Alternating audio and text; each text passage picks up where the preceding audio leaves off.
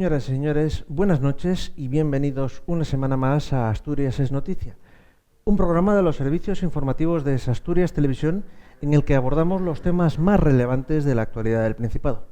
Como siempre, les invitamos a que se pongan en contacto con nosotros a través del correo electrónico redaccion@esasturias.tv, en el que nos pueden proponer contenidos de su interés y también, se lo rogamos, que nos digan qué les parece el programa. Y vamos ya con los temas de actualidad.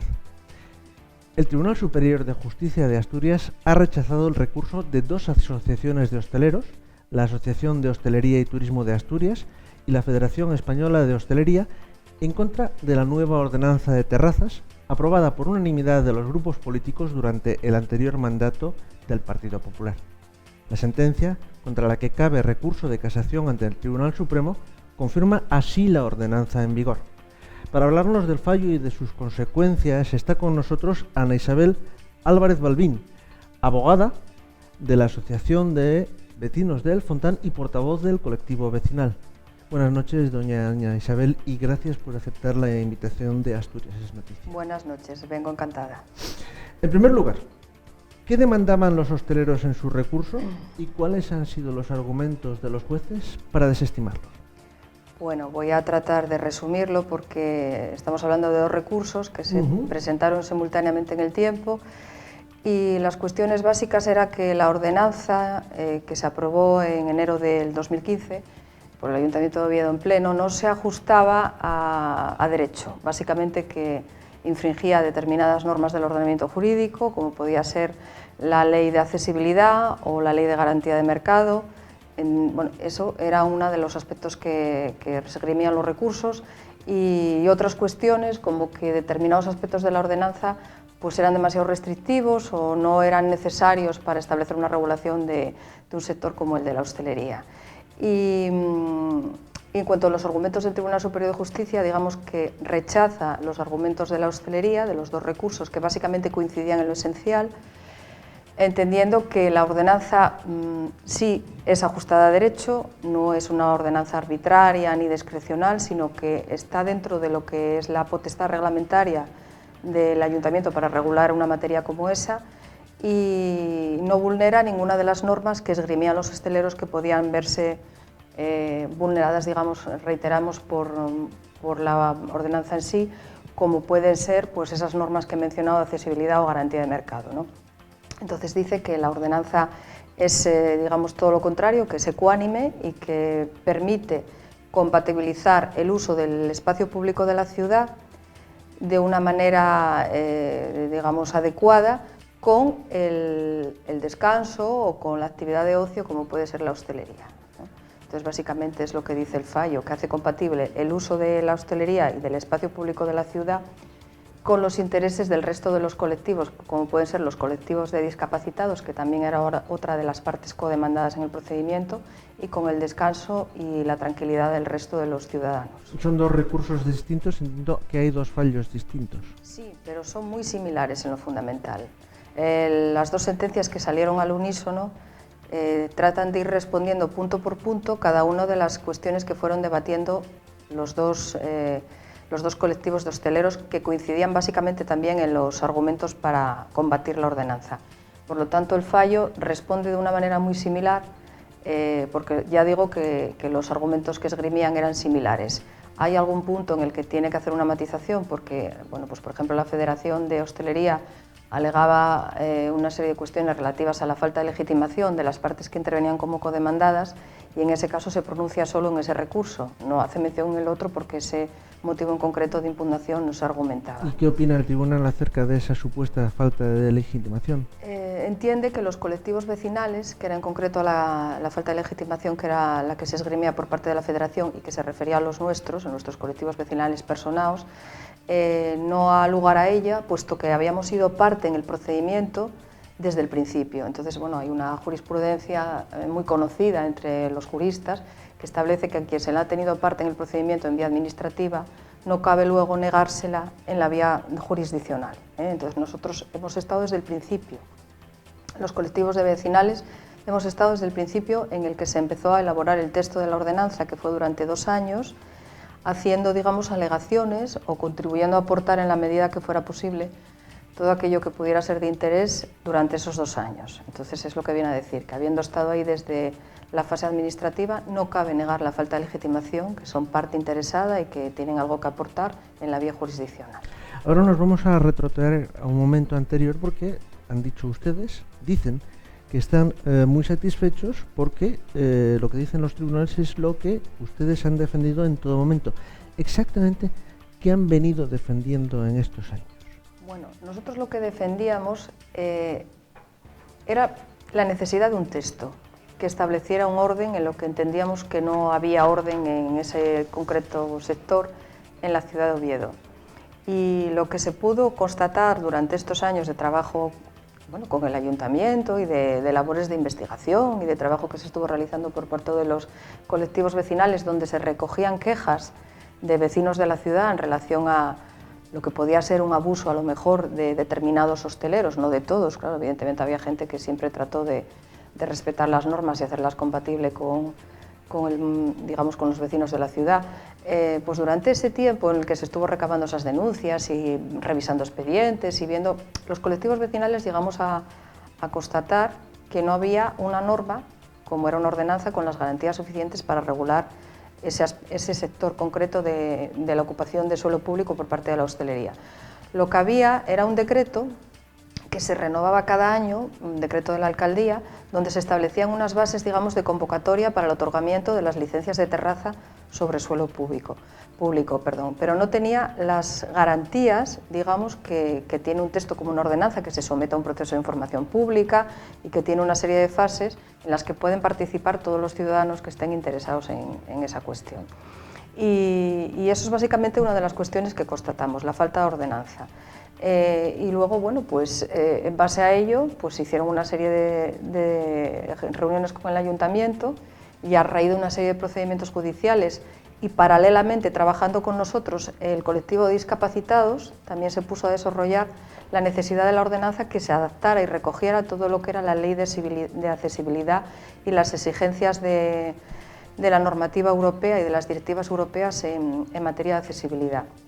Entonces los dos colectivos, a través, digamos, cada uno por su parte, luego ya en conjunto cuando tuvimos ocasión de conocernos en relación a este tema, digamos que fueron los que más propiciaron que el ayuntamiento se pusiera a la labor de desarrollar esta tarea, ¿no?, de elaborar una ordenanza. Y bueno, básicamente eso es lo que hemos hecho durante estos 2 años que llevó la elaboración, es decir, contribuir en la medida que fue posible a hacer varios procesos de alegaciones a los diferentes borradores que hubo, que en concreto creo recordar que fueron 3, si no me equivoco. 3 borradores antes de ir a la fase de aprobación definitiva. Y antes de la ordenanza dice usted que había una regulación anual por parte del... Sí, a través de vía decreto, que era una convocatoria donde se solicitaban pues las licencias y, digamos, las autorizaciones de suelo público, que es como se llaman, y donde, bueno, pues hacía sin tener, digamos, en cuenta, pues, por ejemplo, algo que era muy importante, criterios de la Ley de Patrimonio Cultural. Porque, por ejemplo, ahora cuando se hizo el texto de la ordenanza, una de las cosas que se hizo fue someter el texto al visto bueno de la Consejería de Cultura y, en concreto, de la Comisión Permanente de Patrimonio Histórico, para ver si cumplía el texto las directrices que exige la Ley de Patrimonio Cultural para lo que es el casco histórico de la ciudad en materia de ocupación de suelo público. Y eso, por ejemplo, el anterior decreto no lo recogía, ni había tenido tampoco pues, la fase de información pública en la que se pudieron hacer alegaciones, ni tampoco esas fases de preborradores en las que participamos todos aquellos que tuvimos interés. Los hosteleros afirman que lo que ellos buscaban con los recursos que presentaron es que Oviedo fuera más competitivo en el sector del turismo y además que no se perdieran más puestos de trabajo. ¿Qué tiene que decir respecto a estas dos cuestiones? A ver, nosotros partíamos de la base de que no había una ordenanza, que lo que había era una situación de caos, digamos, absoluto. Sobre todo en lo que era la zona del casco histórico, que yo es la que mejor conozco por la cercanía y por lo que me trasladaba gente del entorno. Entonces nosotros partíamos de la situación de que regular, pues en un Estado de Derecho no tiene por qué ser malo haciendo las cosas bien. y entendiendo que en un proceso en el que se participó o se pudo participar todo aquel que quiso durante 2 años, habiendo hasta 3 borradores, y interviniendo, igual que intervinimos los colectivos vecinales, pues intervino, que yo recuerdo, la Unión Hotelera, intervino la Federación de Vecinos, intervino pues diferentes colectivos, bueno, Aspaín, el colectivo de discapacitados, bueno, cantidad de gente que estuvo ahí para poder aportar todo lo que quisiera. No nos parecía que eso fuera nada tremendista y no entendíamos que tampoco tenía por qué afectar al turismo, porque simplemente era establecer una regulación, como digo, para frenar el caos. Y una regulación que hay en muchas otras ciudades de España. Entonces, mismamente Gijón, creo recordar que ya recogía todo lo que era la materia de accesibilidad. Y nosotros constatábamos que, por lo menos en el casco histórico, había muchas cuestiones importantes de la Ley de Patrimonio Cultural que no se estaban cumpliendo, como era el que no podía haber elementos anclados al suelo, sino que las instalaciones de terrazas tenían que ser desmontables y retirarse al finalizar el día cuando cerrara el establecimiento. Eso con la nueva ordenanza ahora sí se contempla, porque así lo ha establecido el informe de la Comisión Permanente de Patrimonio Cultural. Entonces, para nosotros, ese orden, digamos, de hecho de forma consensuada, no tiene por qué ser incompatible con el turismo, así lo entendemos.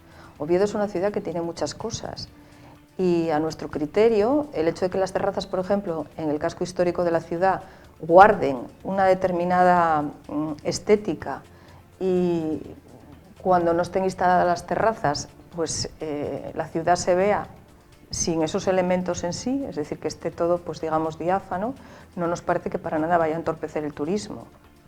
Oviedo tiene muchas cosas que ofrecer y creemos que la ordenanza, pues que claro, puede ser un cambio con respecto a lo que había, pero partimos de que lo que no había era un texto que lo regulara como exigía la normativa, ¿no? Entonces, entendemos que puede ser difícil para determinados sectores de la hostelería acatarlo, pero que era necesario y que no tiene por qué perjudicar al turismo, porque se han hecho en otras muchas ciudades de este país y se ha hecho compatible el turismo con la regulación del espacio público. ¿Y con respecto a la pérdida de puestos de trabajo tras la ordenanza? Claro, eso es que es muy subjetivo y muy difícil de poder valorar desde el punto de vista del movimiento vecinal, porque nosotros realmente no sabemos cómo se puede traducir eso en puestos de trabajo, no hay una estadística. Uno de los colectivos, por ejemplo, ha presentado un informe pericial donde trata de argumentar, yo creo que es eso, precisamente una de las cuestiones que argumenta, pero claro, hay que tener en cuenta que es un informe de parte, hecho por el propio sector de la hostelería y que no, como eso no quiero decir que las conclusiones que ahí se recojan no puedan ser ciertas, pero que evidentemente yo entiendo que tampoco tiene por qué afectar gravemente a los puestos de trabajo, porque pues, hace muchos años no había terrazas y la gente vivía igual como el sector de la hostelería. A lo mejor pues, lo que hay que hacer es hacer un tipo de servicio de calidad y supongo que como pasó cuando la ley con el tema del tabaco, que también parecía que iba a ser terrible y sin embargo pues luego todo el mundo se fue adaptando y ir a las terrazas pues con un orden y, por ejemplo, como decían los de Aspaín, que era un argumento, más añadir unas terrazas con orden y además unas terrazas accesibles, es decir, que pueden tener también su interés para mucha gente que tiene ese tipo de problemática, algún tipo de discapacidad. El hecho de que la terraza sea accesible es pues, un aliciente más para poder ir allí, sentarse y tomar algo. Entonces, doña Isabel, yo le quiero pedir para los asturianos que nos ven y que no visitan habitualmente Oviedo, que nos haga un retrato con palabras de cómo era la hostelería en Oviedo antes de la ordenanza y cómo es ahora, cómo es. Bueno, sobre esto hay que decir que todavía hay determinados sectores de la hostelería que no la están cumpliendo, es decir, que el cambio al 100% no se ha visto, porque si bien es cierto que la hostelería pidió la suspensión cautelar de la ordenanza mientras se tramitaba el recurso, en septiembre del año pasado el Tribunal Superior de Justicia se lo denegó. Por lo tanto, la ordenanza entraba en vigor, se fallara o no después la sentencia o llegara después la sentencia, el 1 de enero de este año. Pero ha habido gente reticente al cumplimiento. Bueno, hablaremos del cumplimiento, pero ¿cómo era el Oviedo de bares y terrazas antes de la ordenanza y cómo son las terrazas de Oviedo ahora? Bueno, pues las terrazas de Oviedo ahora, por lo que yo puedo ver y mejor conozco, que es el casco histórico, es a lo que más me centro, el cambio fundamental es que se ha establecido unos parámetros de ubicación de superficie que antes no existía o no se cumplía, que es que en la zona, reitero, del casco histórico tiene que haber unos determinados grupos de ubicación de las terrazas, que son grupos de no más de 4x5 por 4x5 o un grupo de 6x6 y un pasillo de comunicación entre ellos de 1,5 para permitir el tránsito peatonal. Eso, por ejemplo, es lo que tiene que establecerse en el casco histórico. Luego no puede haber instalaciones ancladas al suelo, con lo cual todos aquellos elementos que veías pues de tipo carpas o como no sé cómo referirme a ello, o tenderetes, por decirlo, bueno, quizá de una manera un poco vulgar, que estaban anclados, eso ha desaparecido, prácticamente ya no se ve en ninguna zona del casco histórico y cuando el establecimiento cierra ya no se puede quedar nada atado ni a una farola ni en la calle, sino que hay que recogerlo todo al interior del establecimiento. En cualquier caso, ustedes hablan de diálogo. ¿Están dispuestos a tener conversaciones con los colectivos de hosteleros para buscar una fórmula que satisfaga a todos? A ver, sobre esta cuestión y dentro de lo que es el movimiento vecinal, digamos que hay una posición un poco enfrentada. Hay algunos representantes del movimiento vecinal que desde el principio no manifestaron su reticencia al sentarse con el sector de la hostelería a negociar lo que era el texto de la ordenanza, digo, negociar. Una vez que está aprobado, y nosotros entendemos que con el respaldo, por lo menos hasta ahora, de lo que es la justicia, y así lo hemos dicho en varias ocasiones, no cabe negociar el texto de la ordenanza para una modificación, porque a nosotros el texto de la ordenanza nos parece bueno. Lo que vamos o hemos propuesto hacer, y el ayuntamiento así nos lo ha hecho llegar y nosotros lo hemos aceptado, es sentarnos el movimiento vecinal, una serie de representantes, con parte de los representantes de la hostelería en lo que se va a llamar comisión de seguimiento o mesas de trabajo sobre la ordenanza de terraza. Ahí sí que ya se nos ha invitado a entrar y hemos dicho que sí. Se supone que la primera reunión sobre ese particular será a finales de este mes. Hablaremos luego de eso, pero me va a permitir que le haga una pregunta, pero que a la vez es una observación. En este asunto y en otros, como el tema de la música en los bares, algunas de las asociaciones de vecinos se han mostrado muy beligerantes. ¿De verdad que el colectivo que usted representa no tiene nada en contra de los hosteleros? Pues no, la verdad es que no. A nosotros en concreto, el colectivo al que yo represento, que es un colectivo pequeño, porque lo que es puramente el colectivo de la Plaza del Fontán, pues es pequeño porque es la gente que vive y reside allí. Sí es cierto que yo en muchas ocasiones, porque así me lo han hecho llegar los vecinos, he trasladado la voz de otros muchos de las zonas, sobre todo del casco histórico. Pero yo no creo que haya nada en contra del sector de la hostelería. Es que además no sería ni justo, porque pues hay hosteleros respetuosos y que no han dado ningún tipo de problema, incluso con la ordenanza que la han cumplido desde el primer momento. Hay también otro sector de la hostelería, yo creo que más beligerante, hacia el movimiento vecinal o parte de él, porque en algunas ocasiones ha habido declaraciones en que ha dicho que nosotros no representábamos a nadie. Entonces, bueno, eso a determinada gente que está en el movimiento vecinal no le ha gustado, claro. Pero yo creo que no hay nada en contra del sector de la hostelería. A mí, como a cualquier otro, me gusta sentarme en una terraza a tomar un café y yo entiendo que no hay nada. Sí que es cierto que ha sido difícil la convivencia, porque nosotros en concreto en la Plaza del Fontán hemos tenido pues muchos litigios y desgraciadamente los litigios judiciales no ayudan a que la convivencia casi nunca, yo soy abogado y lo tengo que decir, casi nunca mejore, ¿no? Pero también es cierto que antes de llegar a los litigios tratamos de evitar los vecinos los litigios por cualquiera de las formas habidas y por haber, y nos fue imposible. Es decir, yo misma, pues yo creo que en el año 2003, y los que me puedan escuchar y allí estuvieron no me lo pueden negar, me reuní con varios hosteleros del entorno y varios vecinos para tratar de buscar una solución a algunos puntos concretos que había, y no hubo forma. Entonces, la experiencia de la convivencia no fue todo lo adecuada o todo lo buena que quisiéramos, pero a nosotros no se nos puede echar la culpa. En cualquier caso, ahora hay una comisión de seguimiento que se va a reunir por primera vez a finales de este mes. Sí. y en la cual se establecerá una mesa de trabajo con lo cual se evaluará la ordenanza. A su juicio, en este momento, ¿qué aspectos del reglamento de la ordenanza se están cumpliendo y cuáles no? Quería hacer una matización sobre lo que acaba de comentar de que en esa comisión se valorará la ordenanza. La comisión, yo no sé el ayuntamiento al final lo que va a surgir de ahí, cómo se va a desarrollar, pero nosotros lo que pedimos era una comisión para evaluar el cumplimiento de la ordenanza, no la ordenanza en sí, porque para nosotros, como hemos dicho desde el principio, la ordenanza siempre ha sido buena, así lo hemos defendido, y hasta el momento las sentencias nos han dicho que lo es. Entonces, la comisión no surge con la idea de evaluar la ordenanza en sí, sino de evaluar cómo se está cumpliendo. Y si dentro del propio texto hay algún punto oscuro o ambiguo, si permite ese punto concreto oscuro o ambiguo, que no tenemos la idea de cambiarlo, si no da lugar a alguna matización, y para que no haya problemas con el sector de la hostelería ni con el vecinal, se pueda recoger en algún tipo de acuerdo. No sé si ahora me he perdido con la pregunta.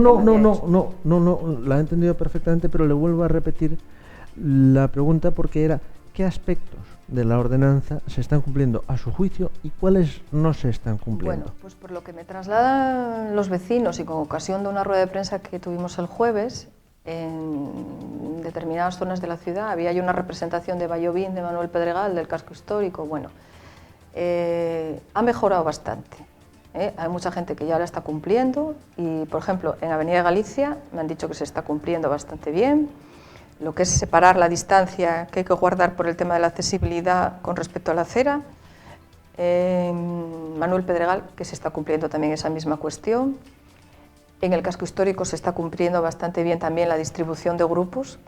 Y luego otro tema que también se está cumpliendo es lo de retirar los elementos de la terraza al interior del establecimiento. Si me dicen que no se está cumpliendo, por ejemplo, otro de los requisitos que es colocar un plano de la licencia de terraza o la autorización de terraza que tiene cada uno, que tiene que estar en el establecimiento, para cualquiera que lo quiera lo pueda ver, o la policía local, por ejemplo, si viene a hacer una inspección. Eso, por ejemplo, me han dicho que no se está haciendo en muchas zonas. En zonas como Trascorrales, por ejemplo, no se está haciendo. Y también en relación al casco histórico me han trasladado, por ejemplo, zonas como Trascorrales, Cimadevilla o la Plaza del Sol.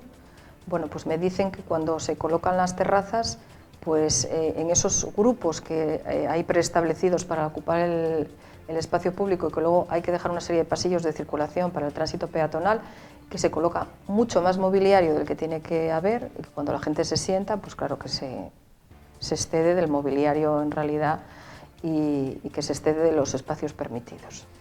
Entonces, bueno, eso, por ejemplo, la calle Cimadevilla, pues es una calle que, claro, hay que permitir el tránsito de vehículos pues, por los dos lados, por si se necesita pasar un camión de bomberos, una ambulancia o los vehículos que puede haber a los garajes. Entonces la zona de ocupación de terrazas está acotada en el centro y los vecinos de la zona pues, nos han dicho en varias ocasiones que se ubican mucho más mobiliario del que tiene que haber. Entonces en el momento que la terraza está recogida parece que están cumpliendo, pero cuando la gente se sienta, lógicamente pues echa la silla para atrás y demás y que, bueno, pues que ya no se pueden pasar los vehículos por la zona que estaría destinada a ese paso. Claro, porque algunos hosteleros, y esta es una queja que han trasladado directamente a Asturias Televisión, dicen que en determinadas calles la ordenanza es tan estricta que les hace inviable el poder poner una terraza. Pues puede ser posible, es decir, puede haber sitios en los que no se pueda poner, claro. Pero es que, claro, yo entiendo que ahí lo que tiene que comprender la hostelería es que, desgraciadamente, el espacio público hay que hacerlo compatible con otros usos, no solamente con el hostelero. Pues como puede ser el que tenga que pasar un vehículo de emergencia o el que tenga que dejarse unos viales para las zonas que accedan a garajes o el que tenga también que haber una libre circulación peatonal o hacerlo compatible con la accesibilidad. Entonces, es posible que haya alguna persona que no se pueda quedar, algún local que no pueda tener terraza. Hablaba usted del patrimonio cultural y es un aspecto destacable de Oviedo, es decir, Oviedo destaca por el valor de su patrimonio cultural, no solo en el centro, sino en otras áreas de la ciudad, pero evidentemente el centro es una zona de especial protección. En su opinión, ¿Se estaba deteriorando el patrimonio cultural de Oviedo con la anterior situación? En mi humilde opinión, no se estaba cumpliendo desde hacía muchos años las directrices que la Comisión Permanente de Patrimonio Cultural establecía para el casco histórico de Oviedo, ¿no? Que eran esas, básicamente, que había que hacer compatible la ocupación del sector de la hostelería con el tránsito peatonal, que el interés o el principio predominante era el de la libre circulación peatonal sobre cualquier otro uso del espacio público en el casco histórico. Entonces, no se estaba cumpliendo esas directrices, que es lo que recoge la Ley de Patrimonio Cultural. Que yo recuerde, por lo menos desde el año 90 y tantos, que fue cuando, digamos, empezaron a instalarse las primeras terrazas, porque yo creo que antes tampoco había terrazas en Oviedo. Oviedo siempre fue una ciudad lluviosa, entonces, bueno, pues yo creo que el hábito de las terrazas empezó a partir de esa fecha. Y no se estaba cumpliendo. Luego, además, tampoco se estaba cumpliendo el que no pudiera haber instalaciones permanentes. Entonces, como Oviedo llueve mucho, pues lo que era a lo mejor una instalación temporal de 4 o 5 mesas con unas sombrillas, empezó a ser una instalación de unos elementos fijos con cierres permanentes, que a mi juicio eso no avalaba para nada el interés turístico de Oviedo y además estaba vulnerando lo que eran los criterios de la Ley de Patrimonio Cultural. En cualquier caso, hablamos de 2 recursos que se han fallado, pero hay un tercer recurso pendiente, corríjame si me equivoco, es el presentado por la Unión y Defensa de Hosteleros, la Asociación Unión y Defensa de Hosteleros. ¿Qué argumenta este recurso y a su juicio y en vista de cómo se ha desarrollado las sentencias, las 2 que tienen en su poder, qué cree que va a opinar el Tribunal Superior de Justicia de Asturias? Ser futurible no me gusta nunca. Pues entonces empecemos por el principio. Claro. Empecemos por lo que argumentaban básicamente era lo mismo que los otros 2 recursos. En lo fundamental, lo mismo. Es decir, que no era una ordenanza básicamente mala, como la definen ellos muchas veces en prensa, una ordenanza, según el sector de la hostelería, mala, y que no respetaba, que no era necesario, muy restrictiva y que no respetaba, pues, determinados aspectos de la norma de accesibilidad, que era excesiva y que afectaba gravemente a los puestos de trabajo y sobre todo, pues eso, a la imagen turística de la ciudad. Básicamente en eso coincidían eran los 3 pilares fundamentales de los 3 recursos. Pero sobre eso ya se pronunció, incluso cuando hubo la petición de suspensión cautelar, ya se pronunció, yo creo que de una manera anticipatoria, el propio tribunal al decirles que eran apreciaciones subjetivas o intereses, digamos, de un sector que fundamentalmente miraba por sus intereses económicos y que frente a ese interés había muchos otros intereses, como era el interés general de la colectividad. Entonces, ya ahí yo creo que ya se les anunció un poco el contenido de lo que luego sería la sentencia, que así fue. Y respecto al último recurso, hombre, yo no sé lo que puede pasar. Y no me gustaría tampoco hablar por boca de lo que es el tribunal, que evidentemente tiene muchas cosas y más sabias que decir que las que pueda decir yo. Pero los recursos son bastante similares y bueno, pues no puedo hacer una previsión sobre el fallo, pero realmente lo quizá más correcto sería decir que es posible que se apunte en la misma línea, puesto que estamos hablando del mismo tribunal y si no me equivoco, la misma sala. ¿Y de recursos basados en...? Básicamente los mismos motivos, pero claro, con mucha cautela. Hablan ustedes de que no quieren echar de ninguna manera por tierra el trabajo que han realizado durante más de 2 años. ¿Cuál ha sido ese trabajo? Pues estar ahí desde el primer día que se habló de que se iba a hacer una ordenanza. Desde el primer momento que se habló de la necesidad de hacer una ordenanza y el ayuntamiento nos dio traslado del primer borrador, se hicieron alegaciones. Una de las alegaciones, por ejemplo, que se hizo por parte de la Asociación de Vecinos del Fontán fue que el primer texto, el primer borrador de ordenanza, no recogía los criterios de manera estricta que establecía la Ley de Patrimonio Cultural y que había que darle traslado a la Consejería de Cultura. Y el ayuntamiento lo hizo así, es decir, estimó las alegaciones nuestras y consideró que efectivamente había omisión de una serie de pronunciamientos sobre la Consejería de Cultura. Allí lo remitió y la Consejería de Cultura emitió un informe que, si no recuerdo mal, es de enero del 2014, donde en 8 folios bastante exhaustivos recoge los criterios de la Ley de Patrimonio Cultural para la zona histórica. Entonces, eso es muy importante porque hasta ese momento no estaba de forma expresa en un texto global. Estaba, sin embargo, en cada uno de los expedientes de licencia que se iban resolviendo sobre esas ocupaciones, donde venían ya una serie de criterios, pero de forma genérica y global en un texto no. Por primera vez se recogió entonces. Ya a partir de ahí seguimos trabajando en más alegaciones en los siguientes borradores que hubo, solicitando aquello que nos parecía oportuno sobre temas de sanciones, sobre tema de incumplimientos. En unas ocasiones se nos dio la razón, en otras se nos denegó.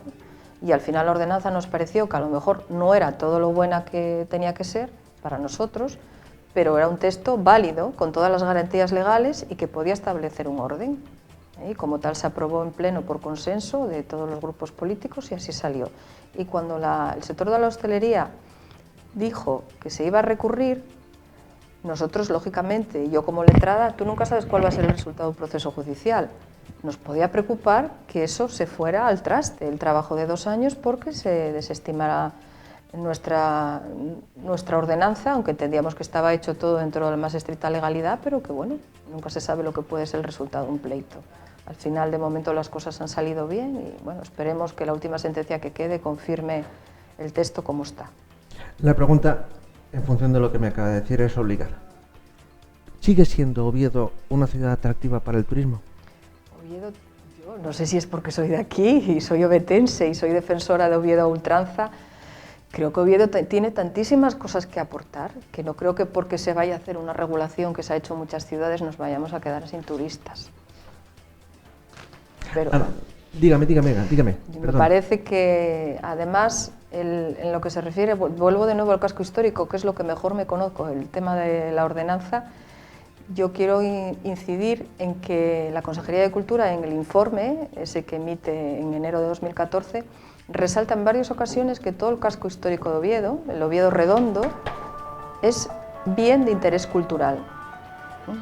Por lo tanto, a mí me parece que eso es el mejor eslogan que puede tener la zona histórica de Oviedo para fomentar el turismo, es decir, que se sepa que es una zona declarada como tal, bien de interés cultural, que es un BIC, que tiene que tener una especial protección. Y ya que estamos hablando del casco histórico, también quiero aprovechar, si puedo, para que los representantes municipales se den una vuelta por el casco histórico y hagan lo posible por mejorarlo, que se pueda reactivar más. Yo creo que para el comercio, desde el punto de vista turístico y demás, y como sucede en otras zonas, como Santiago de Compostela y demás, que se pueda aprovechar para que esté más vivo, que bueno, pues actualmente está bastante despoblado, y lo que le da vida a un barrio es la gente. Entonces, eso sí que quiero, porque me coge muy de cerca toda la zona histórica, y yo creo que lo que es el Oviedo Redondo, el BID del que estamos hablando, se puede mejorar seguramente con muchas ideas, y creo que tienen en mente, porque así lo he leído en prensa, el actual equipo de gobierno hacer un plan de mejora y protección del casco histórico. A ver si sale adelante. Ese es un tema que, si le parece bien, podemos tocar en otra ocasión. Pues sí, da para mucho, yo creo. Da para mucho, ¿verdad? Sí, sí. Ana Isabel Álvarez Balbín, abogada de la Asociación de Vecinos del Fontán y portavoz del colectivo vecinal, gracias por haber aceptado la invitación de Asturias Televisión. Muchas y ustedes, gracias. por favor, no se vayan, porque ya mismo estamos aquí, en Asturias es Noticia.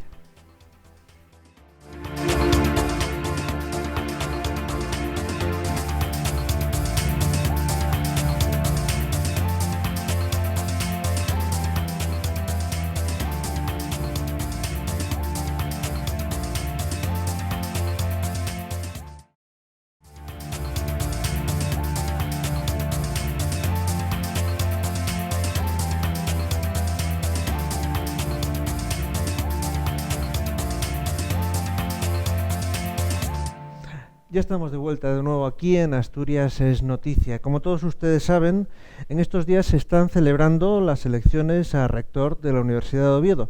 Finalmente, habrá segunda vuelta y el jueves 28 de abril se volverán a enfrentar en las urnas el catedrático de Química Analítica Santiago García Granda, que obtuvo 2.107 votos en la primera ronda, y el catedrático de Psicometría José Muñiz Fernández, que obtuvo 2.017 votos, solo 90 menos que su rival. Para analizar los resultados de la primera ronda están aquí con nosotros esta noche dos personas muy vinculadas no solo a la universidad, sino también a la gestión universitaria. En primer lugar, don Leopoldo Tolivar, catedrático de Derecho Administrativo y que fue secretario de la universidad con el rector Teodoro López Cuesta. Buenas noches, don Teodoro. Y don Luis José Ávila, periodista, autor del blog Ávila desde Oviedo. He dicho Luis José Ávila y está mal, es Luis José de Ávila. Lo que usted diga. Y que además coincidió con don Leopoldo. Usted fue jefe de prensa de la universidad. Fui muchos años y en una de las etapas, varios años, estando precisamente a las órdenes del profesor López Cuesta como rector, pues efectivamente coincidí con don Leopoldo, con el secretario general y yo jefe de prensa de aquella universidad que tenía menos centros, pero el doble de alumnos que ahora. Pues muchas gracias por venir, gracias a los dos, y la primera pregunta es obligada. ¿Qué balance hacen de los resultados de la primera vuelta? Bueno, tomo la palabra en primer lugar. Naturalmente. Bueno, es un balance previsible en cuanto que todos sabíamos que habría, con 4 candidatos, pues una segunda vuelta. O sea, la primera cuestión era evidente, ¿no? Es decir, pensar que alguien pudiera sacar, rivalizando con 3 profesores de prestigio, una mayoría absoluta era una utopía, ¿no? Luego, bueno, habría la segunda cuestión. Han pasado los que era previsible que pasaran. A mi entender, sí, aunque yo tenía otras preferencias confesadas, era previsible. Lo que ocurre es que hubo un tercer candidato, que fue el profesor Sánchez Lazo, que estuvo muy cerca de pasar a esta final, a esta segunda ronda, ¿no? Señora de Ávila. No, bien, bien. Yo realmente destaco lo siguiente, fue una campaña, me sorprende una cuestión, quiero decir, fue una campaña, me parece, de 15 días muy intensa en el boca a oreja, donde los 4 candidatos, profesores de prestigio, efectivamente, y muy enraizados en la sociedad asturiana, hicieron una labor muy interesante, visitando centros, tertulias, reuniones, etc., incluso muy reflejada en los medios de comunicación. Teniendo en cuenta además que es importantísimo para Asturias y por supuesto la universidad el rector que salga para los próximos 4 años, me sorprendió la baja participación, ya que de 25.000 posibles votantes no llegaron a 7.000 los que depositaron su voto. Eso corresponde fundamentalmente a lo clásico, que es la gran abstención que siempre en estos casos se produce en el estamento de los estudiantes, ¿no? Pero la campaña fue muy correcta, muy interesante, han pasado 2 catedráticos también muy interesantes, y a ver qué pasa el próximo jueves. Precisando los datos de Luis José de Ávila, de los aproximadamente 25.000 universitarios con derecho a voto, solo acudieron a votar 6.600 personas. No llegó a 7.000, exactamente. 6.600. ¿A qué creen que se debe? ¿A qué creen los dos que se debe tan alta abstención? Bueno, vamos a ver, la abstención fundamentalmente se produce, y esto es algo ya casi endémico, en el sector estudiantil, ¿no? Donde votaron, o sea, votos válidos hubo exactamente 4.000, o sea, pelados, 4.000 justos, de un total de 21.700, una cosa parecida, ¿no? Bueno, es difícil el incentivar a los estudiantes en una época, además hay que recordar que ahora ya hay exámenes finales en mayo, empieza a haber absentismo en las clases, ¿no? Entonces no es sencillo, salvo que sean personas con una conciencia universitaria o, en fin, muy politizadas en el sentido noble del término, que vayan a votar. Es complicado. Tampoco, evidentemente, es función de los docentes el hacer campaña en clase, ni siquiera de los candidatos. Entonces, bueno, pues habría que ver muchas variables. No todos los estudiantes, además, pues viven en Oviedo o en Gijón, los que estudian en Gijón o en Mieres. Entonces, a lo mejor desplazarse exclusivamente para ir a votar o en fin, utilizar el sistema del voto por correo, pues era una cuestión, un voto anticipado, era una cuestión un poco complicada, ¿no? No es la primera vez que esto ocurre y hay que tener en cuenta, además, que han votado pocos pero con mucho peso, eso rechina un poco democráticamente. Vamos a ver, que 4.000 de casi 22.000 alumnos supongan una cuarta parte digamos, del resultado total, porque los alumnos en esa ponderación de voto tienen el 25% del resultado final, pues claro, digamos que influyen decisivamente, y con esto sin duda se va a jugar en esa segunda vuelta. Es que hay que explicar que en la universidad hay 4 categorías.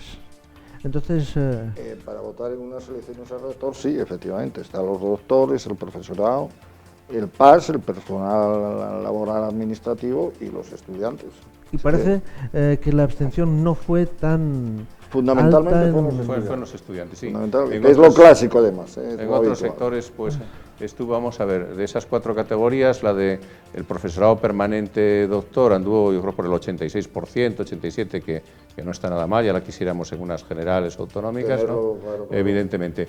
En el resto del profesorado, donde hay pues profesores externos y demás, ya bajó a un 65 o 66%. En el personal de administración y servicios también la participación fue muy alta, y donde hubo evidentemente el decalage pues fue en los estudiantes, ¿no? Pero esto es habitual. ¿Y qué es el voto ponderado?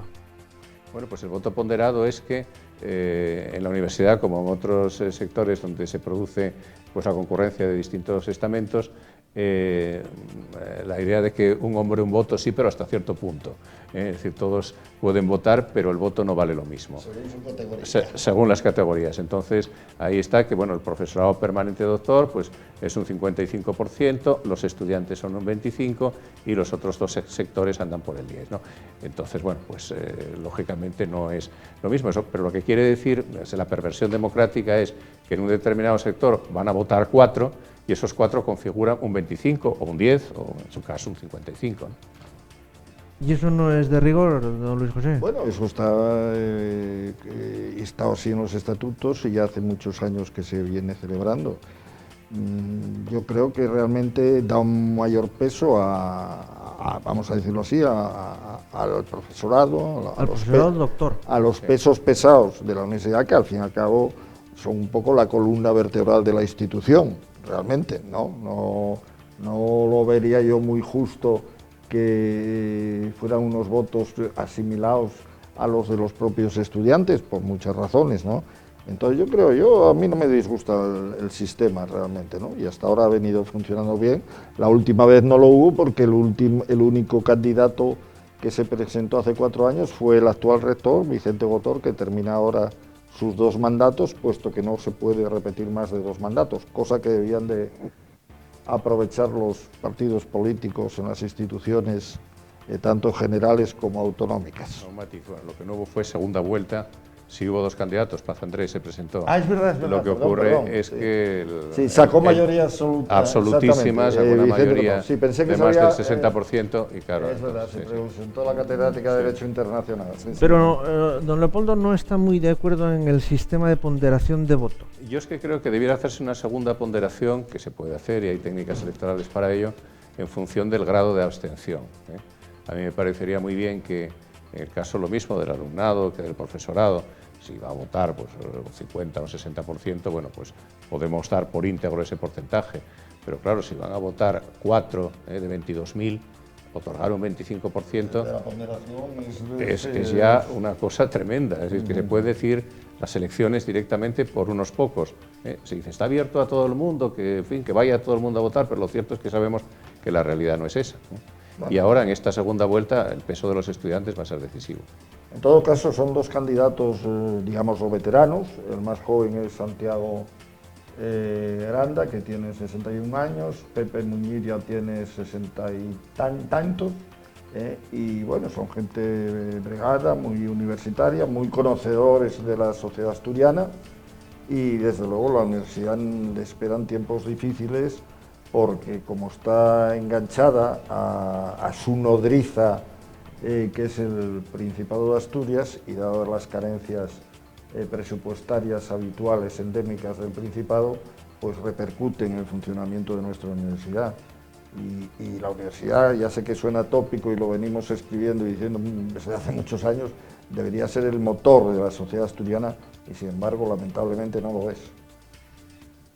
Leo en su blog, señor de Ávila, dice: son 2 buenos universitarios los candidatos que el jueves se disputarán el rectorado para los próximos 4 años. Sí, lo son. Yo, la verdad es que a Santiago lo he tratado poco. A José Muñiz más por una razón, porque yo fui una temporada, hace unos años, secretario de la Asociación de Antiguos Alumnos de la Universidad de Oviedo, que se revitalizó bajo la presidencia de Luis Tejuca, el ingeniero que presidió UNOSA, y José Muñiz era miembro de la directiva y nos apoyó y movió mucho el tema, y ahí tuve oportunidad de conocerlo, y me pareció un hombre dialogante, muy analítico, muy bien. Pero bueno, las noticias que me llegan de Santiago son también muy buenas, ¿eh?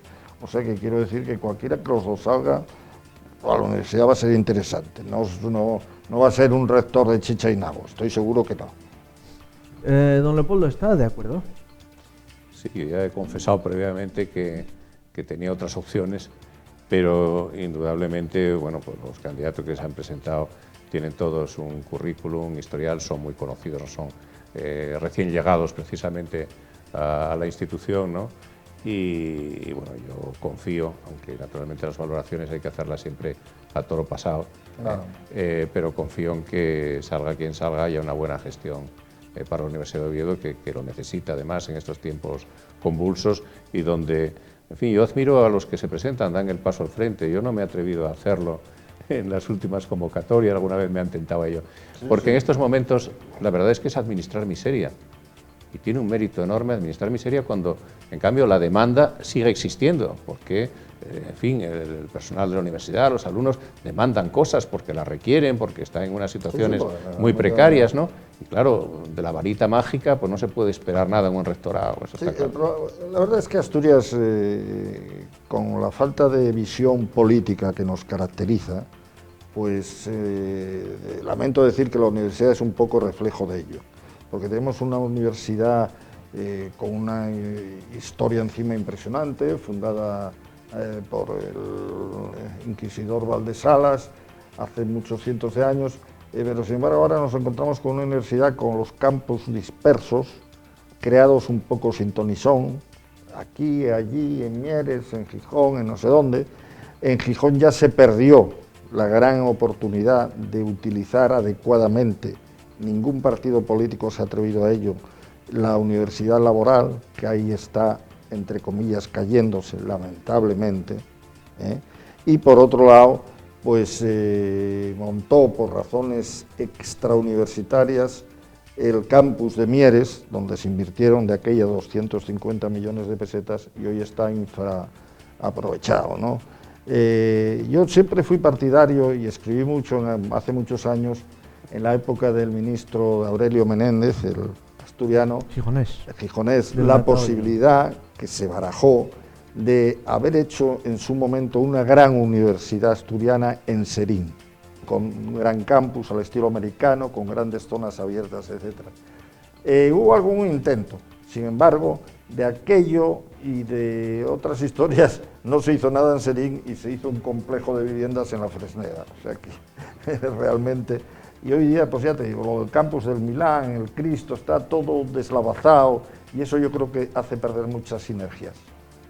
Don Leopoldo. Sí, yo coincido también y además hasta tuve en tiempos pasados algún disgusto dentro del partido político en el que milito a propósito del campus de Mieres, que fue una ocurrencia más que otra cosa. ¿Puede hacer propaganda? Milita usted en la agrupación socialista de Oviedo. Exactamente, sí, y desde hace muchos años. Y creo que en efecto que a Mieres hay que mimarlo, evidentemente, ¿no? Además yo soy hijo de mierense. Vaya, pues ahora ya está hecho. Sí, además ya está hecho y tal, pero está claro que, es decir, de la misma manera que un rector no puede hacer política sindical, un sindicalista no puede decirle al rector dónde tiene que haber un campus. Es que esto es evidente, ni evidentemente se lo puede decir a un consejero de urbanismo, ni nada parecido, ¿no? Cada mochuelo a su olivo, ¿no? Y esto se hizo con una imprevisión tremenda. Yo recuerdo, y esto no quiero ofender a nadie, que, digamos, en la memoria, en la motivación de ese campus, y ocurrió algo muy parecido en Ponferrada, que también lo vivió estando en León, algo muy similar, ¿no? Con barbaridades también. Se decía que... Centro de imagen y sonido... Claro, exactamente, que bueno, que Mieres iba a potenciar, se decía, eso está escrito, dice, por los colegios y residencias mayores y por las fotocopiadoras. Bueno, pues iba a haber una fotocopiadora en cada esquina, en la calle Numaglú iba a haber 700, ¿no? Y eso iba a enriquecer. Mira, eso está escrito así, ¿no? Y naturalmente, primero tenemos que tener claro qué es lo que se va a meter en un campus, qué titulaciones. Sí. Mira, yo estoy viendo ahora, lo tengo grabado porque fui yo a hacer la información o algo así, en la primera piedra del campus de Mieres. Era rector Julio Rodríguez, que en paz esté, y presidente del Principado Sergio Márquez. Entonces hubo allí un gran tal, por supuesto estaba José Ángel Fernández Villa, etcétera, etcétera. Estoy viendo todos con una pala allí poniendo la primera piedra. Es curioso cómo pasa el tiempo y cómo cabe. Pero tenía que haberse impulsado. Yo luché mucho ya desde que fui el primer año presidente de la Asociación de la Prensa, yo creo que fue en el 80, por ahí, estaba yo creo en la universidad. Hubo un congreso de periodistas económicos nacional en Oviedo, en la Cámara de Comercio de Oviedo, y solté yo ahí un speech diciendo que en aquel momento había 1.300 asturianos estudiando periodismo, ciencias de la comunicación en universidades fuera de Asturias porque no teníamos ninguna, ¿no? Con el consiguiente coste para las familias, sobre todo en Salamanca, en la del Opus en Pamplona, en Deusto, etcétera, etcétera. Y que aquí, que siempre fue una tierra de buenos periodistas y de una vocación universitaria en este terreno, pues podía haber sido una facultad estupenda. Sin embargo, nadie hizo caso y ahora sigue habiendo mucha gente estudiando comunicación, publicidad, televisión, etcétera, fuera de Asturias, y sin embargo en la universidad aquí no hemos desarrollado nada, ni por supuesto una mínima estación de televisión o emisora o periódico, no sé, quiero decir, siempre ha vivido un poco de espaldas, aunque también es cierto que a la larga yo creo que la cosa científica la está superando a la de humanidades en la Universidad de Oviedo. A pesar de que es una universidad de letras, yo que está así universidad literaria, históricamente. Universidad literaria. Sí. Bueno, pues les voy a proponer una cosa y aprovecho para decírselo a todos ustedes. Confiamos en que la próxima semana tengamos aquí a los dos candidatos al rectorado para que les cuenten un poco sus proyectos y un poco por qué es bueno para Asturias que les apoyen. Y yo quiero proponer a mis dos invitados a que me dejen una pregunta para los dos candidatos. ¿Qué pregunta le haría? Bueno, sí, a bote pronto, no sé, yo diría que qué actuación inmediata harán respecto a la propiedad de la universidad, que es el Principado de Asturias, si lograrán pinchar a don Javier Fernández y a su equipo lo suficiente para que esas apreturas a las que aludía don Leopoldo vayan superándose. Don Leopoldo, ¿qué preguntas le haría a sus colegas? Yo la inversa, es decir, el señor de Ávila habla del comienzo, de primer embate, ¿no? Y yo diría que cómo se imaginan ellos la Universidad de Oviedo en 2020 cuando hayan terminado su mandato, ¿no? Muy bien. Eso en el caso de que sea solo un mandato, porque uno de los candidatos podría repetir. ¿Podría volver a ser candidato? Sí, pero vamos a conformarnos con 4 años. Con 4 años. Después podrá aparecer algún otro candidato que rivalice con quien gane. Pues ahora les voy a hacer una última pregunta, que en realidad son dos. La primera es: ¿quién creen que será el nuevo rector de la Universidad de Oviedo el próximo jueves, el 28 de abril? ¿Y a cuál de los dos les gustaría ver, o en su caso, don Leopoldo, tener como rector? No, yo ahí no me mojo porque hoy considero que los dos tienen una categoría suficiente, uno de ciencias, el otro de humanidades. Yo creo que sería, si no injusto, una butad por mi parte, puesto que realmente yo no tengo ninguna relación, ni una amistad, ni un interés. Yo espero que acierte la masa universitaria. Y yo creo que cualquiera que los dos haga tienen buenas perspectivas para iniciar una etapa interesante. Pero, oye, decirte Juan o Pedro, no soy capaz de hacerlo. Don Leopoldo. Bueno, como muy bien ha señalado, y sobre todo si vienen aquí, a este estudio, yo creo que sobre su programa original es posible que para convencer a los indecisos y a los que votaron a otros candidatos aporten algo más. Yo he tenido la fortuna, y sé que no soy la única persona, de que ambos candidatos me han llamado hoy y han pedido hablar conmigo. Bueno, pues sería también una ligereza el no escucharles y dar mi voto. Tengo, digamos, una idea previa de que creo que sé lo que voy a hacer, pero evidentemente, bueno, esa oportunidad, cuando menos, de escucharles, comprenderá que se la tenga que dar, ¿no? Son Les compañeros va a escuchar, y ¿no? amigos, sí, claro. Bueno, pues a los dos muchas gracias. A vosotros. Luis José Ávila, periodista, bueno, ex jefe de prensa de la universidad y autor del blog Ávila Ávila desde Asturias, porque es Luis José de Ávila. Esto lo explicaremos un día. Y don Leopoldo Tolivar, catedrático de Derecho Administrativo de la Universidad de Oviedo. Muchas gracias a los dos por haber aceptado la invitación de Asturias Televisión. Gracias. Gracias a ustedes. Y a todos ustedes ya saben que les espero de aquí en 7 días en Asturias es Noticia. Buenas noches.